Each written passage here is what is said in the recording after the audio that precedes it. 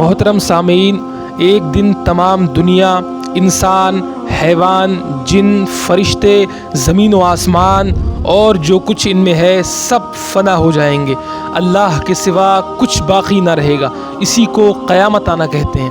محترم سامعین، قیامت آنے سے پہلے کچھ قیامت کی نشانیاں ظاہر ہوں گی، جن میں سے تھوڑی سی ہم یہاں بیان کرتے ہیں۔ خسف یعنی 3 جگہ آدمی زمین میں دھس جائیں گے، پورب میں، پچھم میں اور عرب میں۔ علم دین اٹھ جائے گا، یعنی علماء اٹھا لیے جائیں گے۔ جہالت کی کثرت ہوگی، شراب اور زنا کی زیادتی ہوگی، مرد کم ہوں گے، عورتیں زیادہ ہوں گی، یہاں تک کہ ایک مرد کی سرپرستی میں 50 عورتیں ہوں گی۔ مال کی زیادتی ہوگی، عرب میں کھیتی اور باغ اور نہریں ہو جائیں گی۔ نہر فرات اپنے خزانے کھول دے گی اور وہ سونے کے پہاڑ ہوں گے۔ مرد اپنی عورت کے کہنے میں ہوگا، ماں باپ کی نہ سنے گا، دوستوں سے میل جول رکھے گا اور ماں باپ سے جدائی رکھے گا۔ محترم سامعین، گانے بجانے کی کثرت ہوگی، اگلوں پر لوگ لعنت کریں گے، ان کو برا بھلا کہیں گے، بدکار اور نااہل سردار بنائے جائیں گے۔ ذلیل لوگ جن کو تن کا کپڑا نہ ملتا تھا وہ بڑے بڑے محلوں پر اترائیں گے۔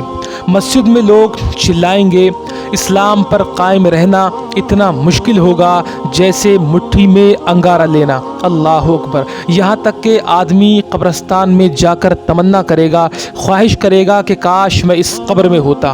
وقت میں برکت نہ ہوگی، یہاں تک کہ سال مثل مہینے کے اور مہینہ مثل ہفتے کے اور ہفتہ مثل دن کے، اور دن ایسا ہو جائے گا جیسے کہ کسی چیز کو آگ لگی اور جلد بھڑک کر ختم ہو گئی۔ اللہ اکبر! محترم سامعین، یعنی وقت بہت جلد گزرے گا۔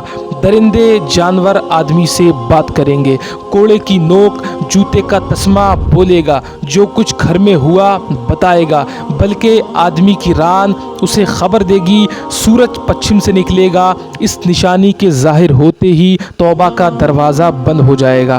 اس وقت میں اسلام لانا قبول نہ ہوگا۔ محترم سامعین، علاوہ بڑے دجال کے 30 دجال اور ہوں گے جو سب نبی ہونے کا دعویٰ کریں گے، حالانکہ نبوت ختم ہو چکی ہے۔ ہمارے حضور حضرت محمد صلی اللہ علیہ وسلم کے بعد کوئی نبی نہ ہوگا، اور وہ کہ جو نبی ہونے کا دعویٰ کریں گے ان میں سے بہت سے گزر چکے۔